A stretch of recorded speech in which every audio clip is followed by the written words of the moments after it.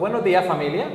Esperemos que estén todos bien. Gracias por estar y qué bueno volver a vernos, volver a estar juntos de nuevo en un mismo sentir, en un mismo pensar, o eso deberíamos, ¿no? Un solo cuerpo y también un solo espíritu. Llevamos ya varios domingos compartiendo un mismo camino. Hemos estado cada semana pues trayendo un mensaje diferente con su enfoque determinado y son como piezas que Dios pues va a ir colocando poco a poco y ha ido colocando poco a poco en nuestros corazones. Así que no es casualidad lo que hemos estado hablando, sino que es intencional. Y creemos que el Señor pues nos está guiando como iglesia y nos está llevando juntos al mismo lugar, nos está llevando al centro, nos está llevando a lo importante. Y empezamos el año con una pregunta, yo creo que ustedes ya la saben, una pregunta que es un poco incómoda muchas veces, pero es sencilla al mismo tiempo, y es ¿dónde está tu corazón? ¿Recuerdan los que estuvieron? Sí, ¿dónde está tu corazón? No qué haces con él, no cuánto sabes de él, sino dónde está realmente tu corazón.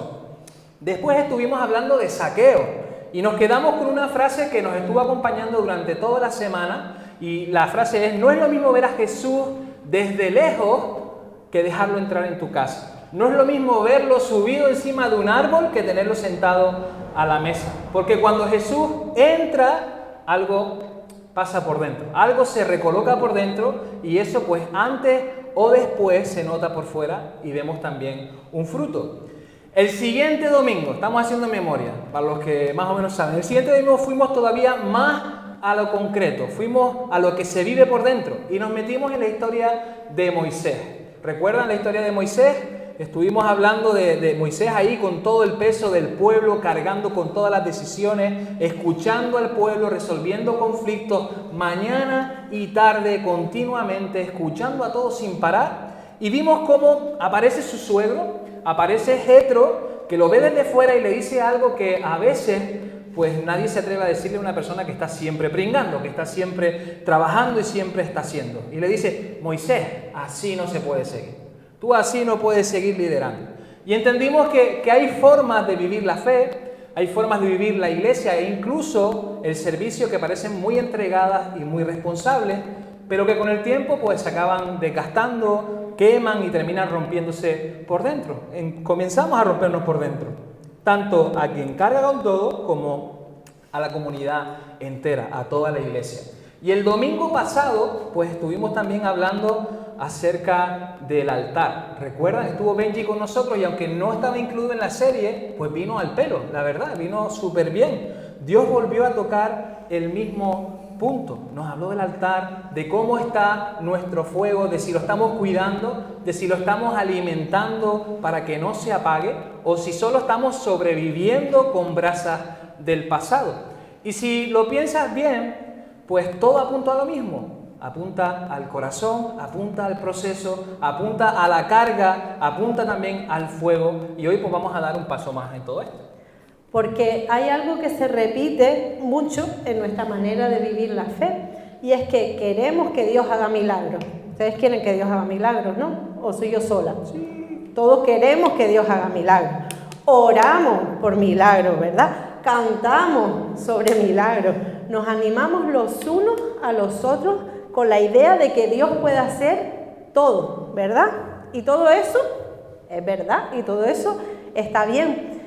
Pero muchas veces esperamos que el milagro ya venga ahí, completamente hecho, cerrado, perfecto, con su papelito bonito envuelto por fuera y con un lazo en todo lo alto, ¿verdad? Un lazo rojo, sin que tengamos que mover nada, sin que tengamos que salir de nuestra comodidad, de nuestra zona de confort, sin que tengamos que salir de nuestro domicilio, sin que tengamos que exponernos delante de los demás, sin que tengamos que mostrarnos vulnerables y mucho menos sin tener que pedir ayuda a los demás. Y en la Biblia esto casi nunca funciona así, casi nunca funciona como nosotros lo tenemos montado en nuestra cabeza. Dios hace milagros, sí, eso es verdad, pero casi siempre suele pedir algo antes de hacerlo, algo sencillo, algo que ya tenemos en realidad disponible. A veces puede ser una vasija, a veces puede ser un poco de aceite, a veces puede ser pan y pescado simplemente, a veces puede ser también un paso de fe. Y la pregunta que atraviesa toda la historia que vamos a leer en el día de hoy es muy directa, muy incómoda, pero también es muy honesta. Y es, ¿qué tienes ya disponible en tu casa? ¿Qué tienes disponible? Porque al final vamos a ver que todo esto no va de lo que aún nos falta por tener. Todo esto no va de lo próximo que estamos esperando que Dios nos dé. Va de lo que ya tenemos en las manos en realidad. Va de que, aunque parezca poca cosa, ya lo tenemos disponible. Y también va de qué estamos haciendo con eso que ya tenemos. Así que hoy no vamos a hablar acerca de hacer más por hacer más, ni tampoco de esforzarnos hasta agotarnos, ni de presionarnos tampoco espiritualmente. Hoy vamos a hablar de disponibilidad, de poner a disposición lo que ya tenemos. Pero antes de decir nada más, vamos a ir al texto, vamos a ir a la Biblia. Vamos a ir al libro de Segundo de Reyes, capítulo 4. Segundo de Reyes, capítulo 4, versículos del 1 al 7. ¿Vale? Lo pueden buscar si han traído su Biblia, en su móvil, en papel, o también lo pueden seguir en la proyección. Segundo de Reyes 4, del 1 al 7 dice: Cierto día, la viuda de un miembro del grupo de profetas fue a ver a Eliseo y clamó: Mi esposo, quien te servía, ha muerto, y tú sabes cuánto él temía al Señor. Pero ahora ha venido un acreedor y me amenaza con llevarse a mis 2 hijos como esclavos. ¿Cómo puedo ayudarte?, preguntó Eliseo. Dime, ¿qué tienes en tu casa? No tengo nada, solo un frasco de aceite de oliva, contestó ella. Entonces Eliseo le dijo: Pídeles a tus amigos y vecinos que te presten todas las jarras vacías que puedan. Luego ve a tu casa con tus hijos y cierra la puerta. Vierte en las jarras el aceite de oliva que tienes en tu frasco y cuando se llenen, ponlas a un lado. Entonces ella hizo lo que se le indicó. Sus hijos le traían las jarras y ella las llenaba una tras otra. Pronto todas las jarras estaban llenas hasta el borde. Tráeme otra jarra, le dijo uno de sus hijos. Ya no hay más, le respondió. Al instante el aceite de oliva dejó de fluir. Cuando ella le contó al hombre de Dios lo que había sucedido, él le dijo: Ahora vende el aceite de oliva y paga tus deudas. Tú y tus hijos pueden vivir de lo que sobra. Y antes de seguir tenemos que parar aquí por un momento, porque parece que cuando leemos esta historia es fácil que pensemos que se trata de un hecho muy concreto, de algo muy puntual, de una situación extrema en la que hay una viuda, en la que hay una deuda, en la que hay una amenaza que es real y que es urgente. Pero si somos honestos, todos hemos estado ahí de alguna manera. Quizás no con un acreedor aporreando nuestra puerta para que paguemos y si no se nos lleva a nuestros hijos. Quizás no a ese extremo, pero sí que todos seguramente hemos pasado por momentos en los que hemos dicho: no puedo más, a mí la vida ya no me da para más, no tengo fuerzas, no tengo recursos, no tengo nada que ofrecer. Y a veces estas situaciones se pueden dar por falta de provisión, como le pasaba a la viuda. Otras veces puede ser por una enfermedad que se va alargando en el tiempo y que nos va desgastando. Otras veces puede ser por una situación familiar que se ha ido complicando y que no sabemos ya cómo manejar. A veces puede ser por decisiones que otros tomaron y que de alguna manera pues nos salpicaron y nos estamos comiendo las consecuencias. Y otras veces pues pueden ser por decisiones que nosotros mismos tomamos y no las tomamos con sabiduría. Y en todos estos escenarios la sensación suele ser muy parecida, ¿verdad? Sentimos impotencia, bloqueo, desgaste y la sensación al final de estar contra las cuerdas, contra la pared.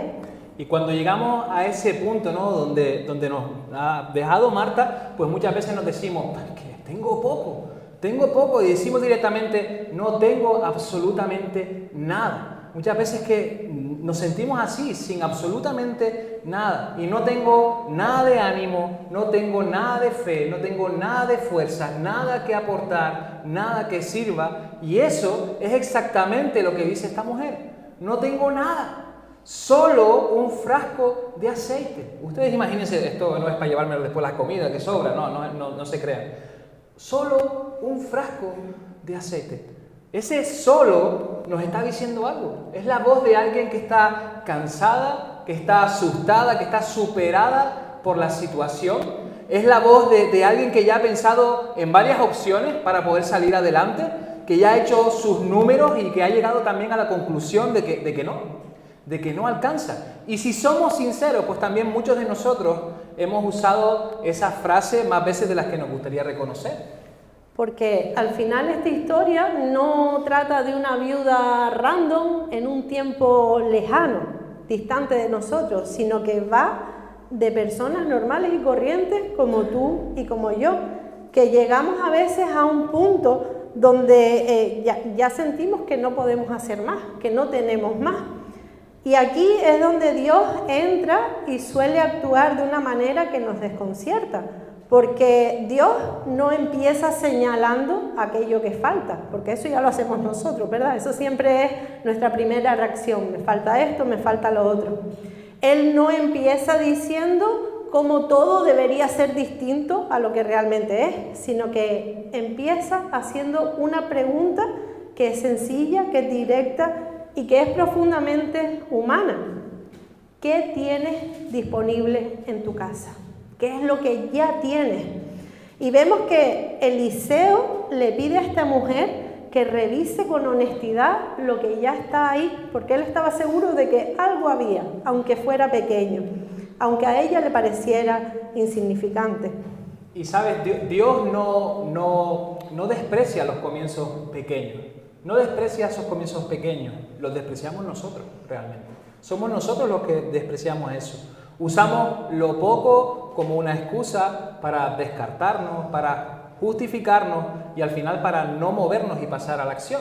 Pero Dios usa lo poco como punto de partida. Y eso cambia por completo la forma en la que entendemos este milagro.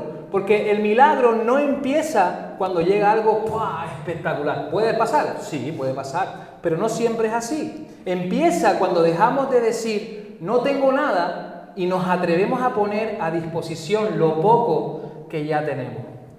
Y aquí también podemos ver algo que es importante y que muchas veces cuando leemos esta historia pues la leemos rápido y se nos escapa. Pero Eliseo no solamente se queda en la pregunta, no solamente le dice, bueno, pues en ese poquito que tienes, búscate la vida, haz algo con lo que tienes, ¿verdad? Haz lo que puedas, sino que le da una instrucción muy concreta, muy práctica, pero también un poquito incómoda. Le dice, pídele a tus amigos y vecinos que te presten todas las jarras vacías que puedan. Y aquí es donde la historia da un giro, porque el milagro deja de ser algo íntimo, deja de ser una conversación entre ella y Dios, deja de ser una conversación entre ella y el profeta, deja de ser algo que estaba ocurriendo en lo privado y pasa a involucrar a otros. Y esto en el contexto de la época que estamos estudiando, pues es muy fuerte porque estamos hablando de una viuda.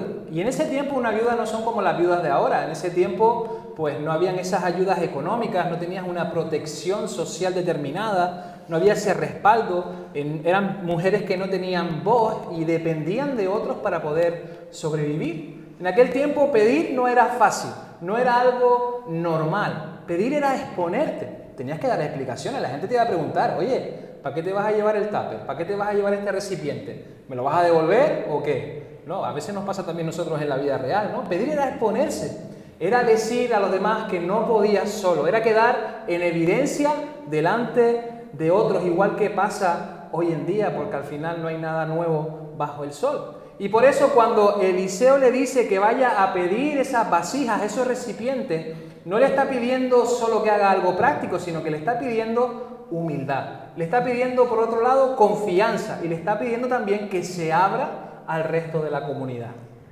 Y hay un detalle que me encanta porque si vamos al original, la palabra que se usa para vasija, jarra, recipiente, como sea que esté en tu Biblia, la palabra que se usa en el original es keli. Y keli no se refiere a un recipiente que sea bonito, a un recipiente especial, a un recipiente que es para algo ceremonial, sino que keli es un recipiente cualquiera, algo común, algo simple, algo cotidiano, algo que sea funcional y al final algo que sirva para contener cualquier cosa que tú quieras meterle dentro. Así que no estamos hablando de calidad, estamos hablando de disponibilidad. No importa si la vasija es grande, si es pequeña, si es bonita, si es fea, si es nueva o si es vieja. Y para que nos entendamos mejor, no importa si es un super tupper de cristal, de ese cristal gordo, con la tapa esta hermética, ese tupper que tu madre no te quiere dejar porque tiene miedo que no se lo devuelvas, ¿verdad? Mi madre me deja los tuppers rancios porque dice, si no me lo devuelves por lo menos no me quedo llorando. No tiene nada que ver con que sea ese tipo de tupper o sea un tupper que compraste no en el tiempo de los chinos, sino me voy más atrás, en el tiempo de los todo a 100. Ese tupper que ya a estas alturas tiene que estar rancio, amarillo, así como este. Este es del Mercadona, pero vale. Así como este de abajo. Rancio, amarillo, todo rayado del uso. No importa. Lo único imprescindible es que esté vacío. Y esto es importante porque cuando leemos jarra vacía o recipientes vacíos, cuando lo leemos en esta historia, inmediatamente pensamos solamente en algo físico, ¿verdad? Pensamos solamente en el recipiente en sí. Pero en realidad la idea va mucho más allá, porque muchas veces no es que no tengamos nada que ofrecer. La realidad es que muchas veces es que estamos llenos de cosas, muy llenos de cosas. Estamos llenos de miedo, estamos llenos de cansancio, estamos llenos de experiencias pasadas quizás en las que nos dijeron no sirves, no eres suficiente. A lo mejor no nos lo dijeron directamente, pero nos lo hicieron sentir y nos llevaron a la conclusión de que mejor no te expongas para que nadie te haga sentir así. A veces estamos también llenos de independencia malentendida. Y en nuestra cabeza solo está el yo me apaño, este es mi problema, este es asunto mío, a nadie le importan mis cosas o no quiero estar molestando a los demás con mis historias. Y cuando estamos así, aunque tengamos algo en las manos, aunque tengamos algo disponible, no lo ponemos a disposición de nadie más.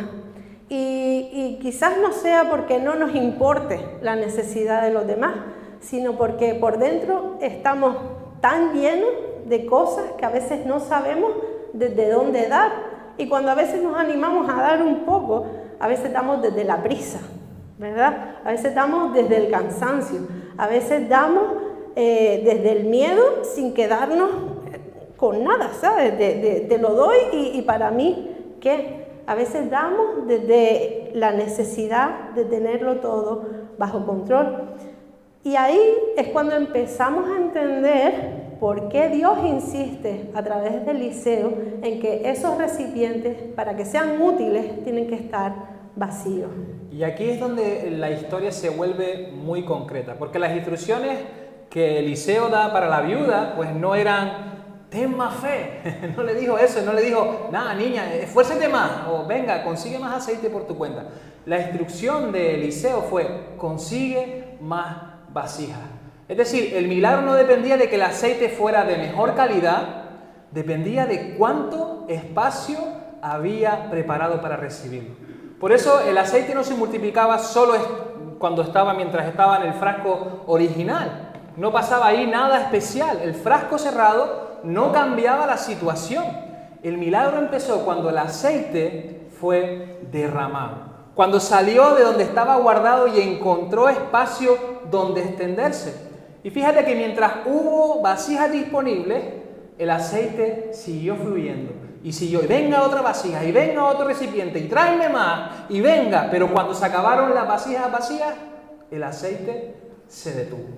Ya no hubo más aceite. Y no porque Dios se quedara sin poder, no es porque Dios dijera, no, ya está, sino porque ya no había donde poner lo que Él quería dar.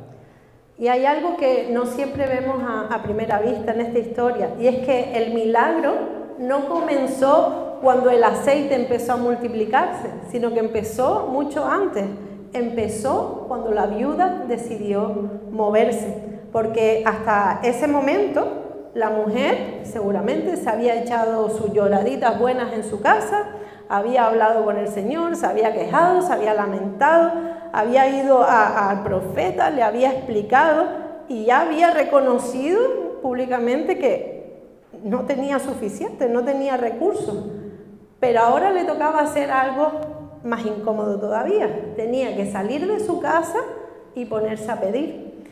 Y no pedir cualquier cosa. Tenía que pedir algo que aparentemente no le iba a resolver sus problemas, ¿verdad?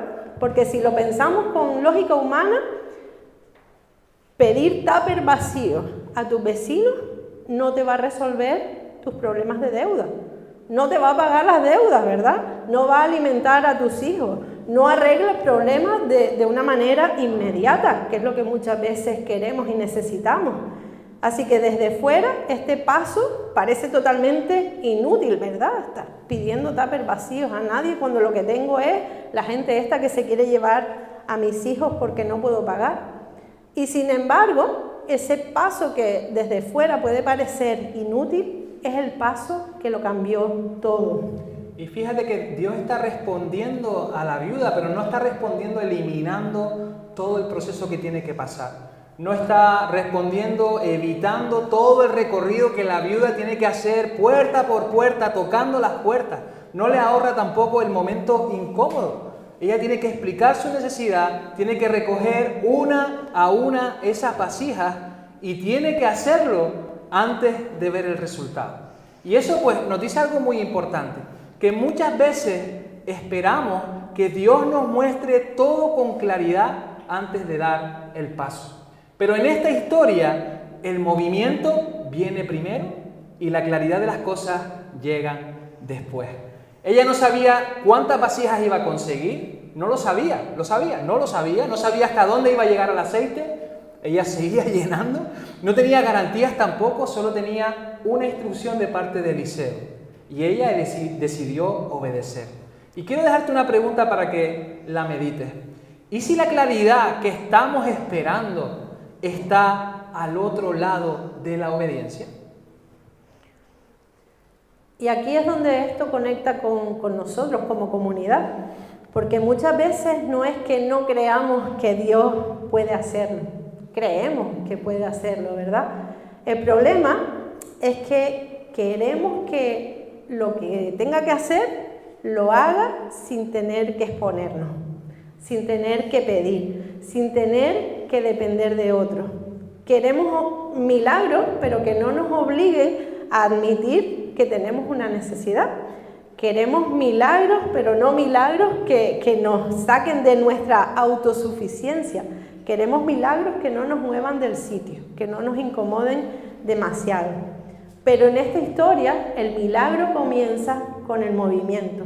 Mientras ella camina, mientras ella recoge, mientras ella va puerta por puerta pidiendo, mientras vuelve a su casa, mientras prepara todo el tinglado, ahí es cuando empieza a fluir el aceite. Y si ella no se hubiera movido, si le hubiera puesto peros y quejas a Eliseo, le hubiese dicho, tú estás loco, ¿para qué quiero yo eso? ¿Para qué estás tú? Tú no puedes hacer aquí un milagro y darme el dinero directamente, o mira a ver cómo lo haces. Si ella hubiese hecho todo eso, o directamente se hubiese quedado en su casa lamentándose, lamiéndose las heridas, llorando, se hubiese conformado con vivir de aquella manera, el frasco que tenía en su casa habría seguido siendo solamente un frasco con un poco de aceite. Y esto también conecta directamente con todo lo que hemos venido trabajando y escuchando esta semana. Conecta con Moisés cargando solo hasta romperse. Conecta con Jetro diciéndole, así no, Moisés. Con la necesidad de repartir el peso. Con la idea de que la fe no se vive en solitario. Porque a veces no vemos más milagros, no porque Dios no quiera actuar, sino porque seguimos esperando sentados, tranquilos, algo que requiere participación de nuestra parte, algo que requiere movimiento, algo que requiere acción. Nosotros tenemos que dar paso, no podemos quedar mirando, esperando a que Dios haga algo. Esperamos provisión sin sentarnos a mirar nuestras decisiones, sin revisar nuestros hábitos, sin pedir ayuda cuando las cuentas no cuadran. Esperamos sanidad muchas veces mientras seguimos callando lo que nos duele. mientras evitamos conversaciones necesarias y muchas veces conversaciones que son incómodas, mientras postergamos pedir ayuda profesional, pedir acompañamiento y también pedir tiempo de otro. Esperamos restauración sin nombrar lo que se rompió, sin pedir perdón, sin reconocer límites, sin aceptar que algo no está bien y que necesita ser tratado con cuidado. Muchas veces esperamos comunidad, pero no nos dejamos conocer. No nos dejamos conocer. Entramos, salimos, cumplimos, nos besamos, nos abrazamos, pero no abrimos la puerta de nuestro corazón de verdad. Esperamos apoyo sin decir que estamos cansados. Esperamos comprensión sin explicar lo que nos está pasando. Esperamos que alguien se acerque a nosotros mientras levantamos muros para que nadie vea demasiado acerca de lo que me pasa. Y muchas veces, familia, a veces no es mala fe. No lo hacemos de mala fe muchas veces. Lo hacemos porque tenemos miedo, porque hay vergüenza ahí, porque a lo mejor hemos hecho algo que no está bien y nos avergonzamos, porque hay un orgullo que está herido dentro de nosotros, porque hay un cansancio acumulado.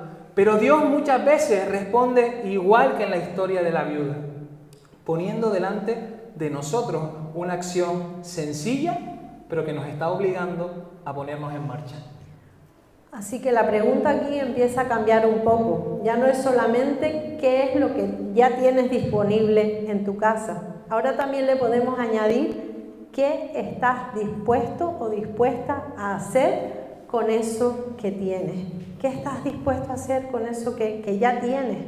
Porque el aceite no empezó a fluir cuando ella entendió todo el plan, cuando entendió todos los detalles, sino que empezó a fluir cuando ella hizo una palabra que no nos gusta: obedeció el siguiente paso.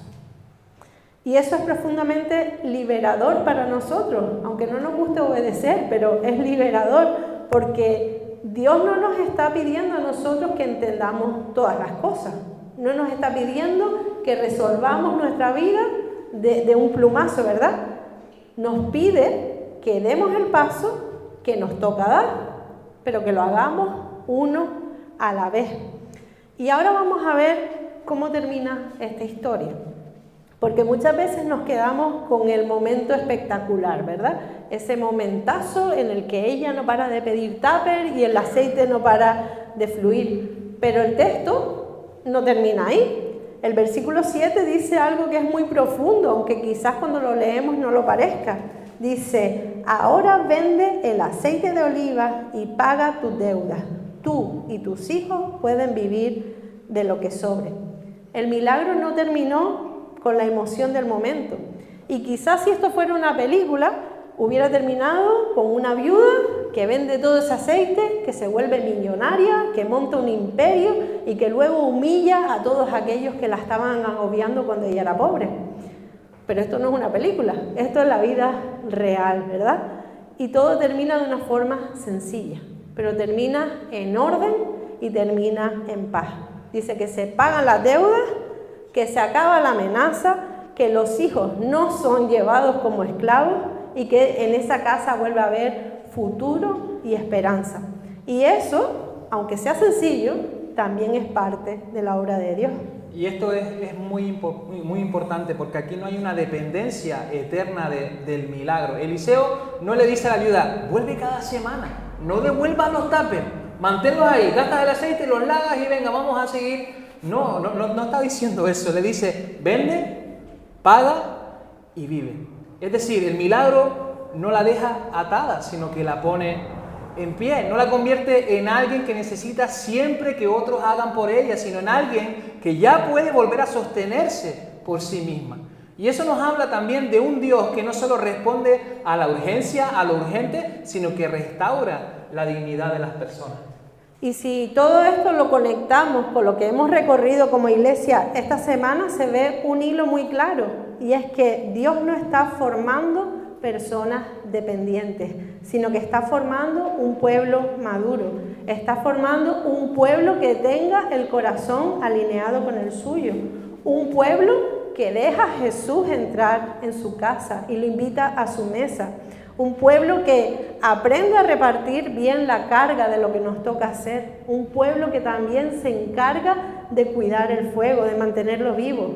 Y un pueblo que entiende que los milagros también se sostienen en comunidad.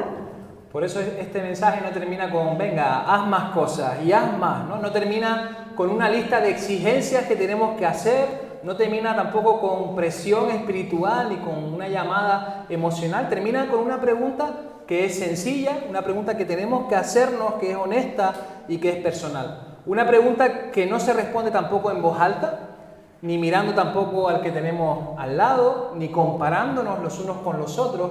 Es una pregunta que cada uno tiene que responder delante de Dios.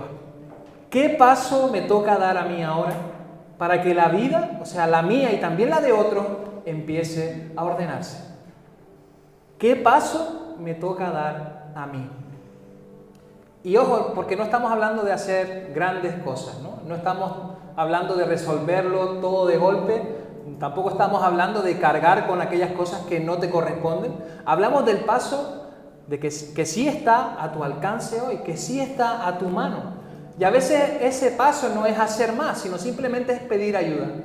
Pedir ayuda. A veces no es pedir un recurso que te hace falta, sino pedir que alguien te escuche, que alguien preste su oído. O decir en voz alta, esto ya me está superando, esta situación ya no puedo con ella. O buscar consejo antes de que el problema se haga mucho más grande, se haga una bola de lana imposible de desenredar. O pedir directamente que alguien ore contigo, pero no pedírselo por WhatsApp, sino, oye, vamos a orar, vamos a quedar, vamos a tomar un café, vamos a orar cara a cara. O atreverte a contar algo que llevas tiempo ahí, guardándote para ti solo, para ti sola, ahí dentro de tu corazón y que no te has atrevido a decírselo a nadie.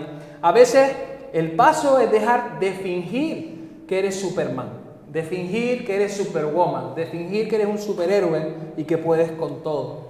O dejar de vivir la fe en solitario, o aceptar que también necesitas a otros. Y eso realmente, necesitar a otras personas, no te hace débil. No te hace débil. Todo lo contrario, te hace lo que eres, te hace humano. Así que, ¿qué paso te toca dar hoy?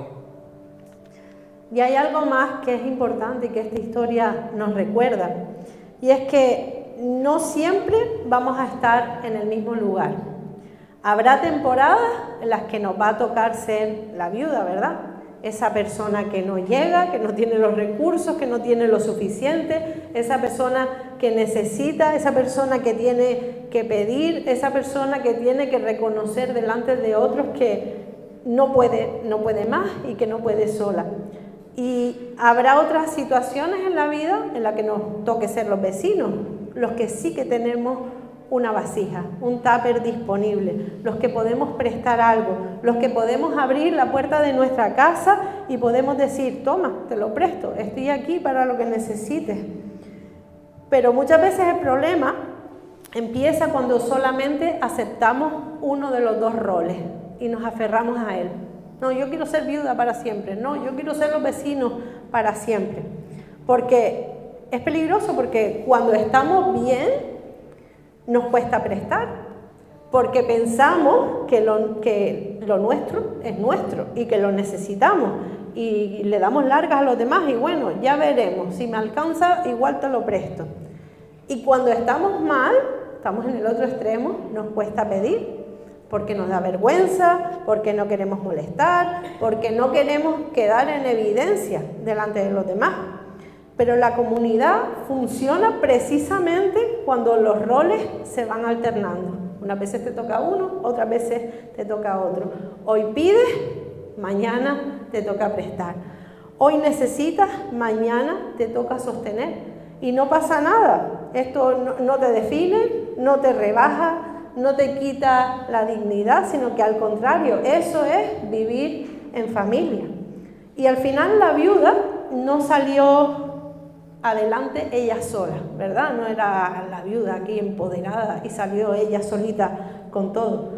Y tampoco los vecinos hicieron el milagro, pero sin la vasija de esos vecinos, el milagro no habría tenido un sitio donde derramarse.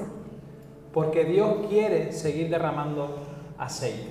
Quiere seguir llenando tus kelis, tus vasijas, tus tuppers, ahí en lenguaje de barrio, ¿no? Eso no está en duda. Dios quiere. Dios no ha cerrado la mano. Dios no lo ha cerrado. Dios no se ha quedado sin recursos. Dios no ha dejado de obrar. Y la pregunta no es si Dios quiere actuar. La pregunta es si queremos nosotros participar en lo que Él ya está haciendo. ¿Queremos que Dios participe en eso? ¿Queremos vivir la fe no como espectadores, no como consumidores, no esperando a que todo cambie solo, sino caminando con Él en el proceso? Y cuando una comunidad pues vive así, con humildad, con responsabilidad compartida, con pasos reales, con pasos concretos, la fe deja de ser una carga pesada. La vida deja de ser una lucha constante y el reino pues empieza a hacerse habitable y a poder palparlo en medio de nosotros. Dios quiere seguir derramando aceite. Dios quiere seguir derramando aceite. Él quiere seguir actuando. Y Él ya ha dado sus instrucciones. Él ya ha dado las instrucciones. Y ahora nosotros tenemos que decidir. Tenemos que darle una respuesta al Señor.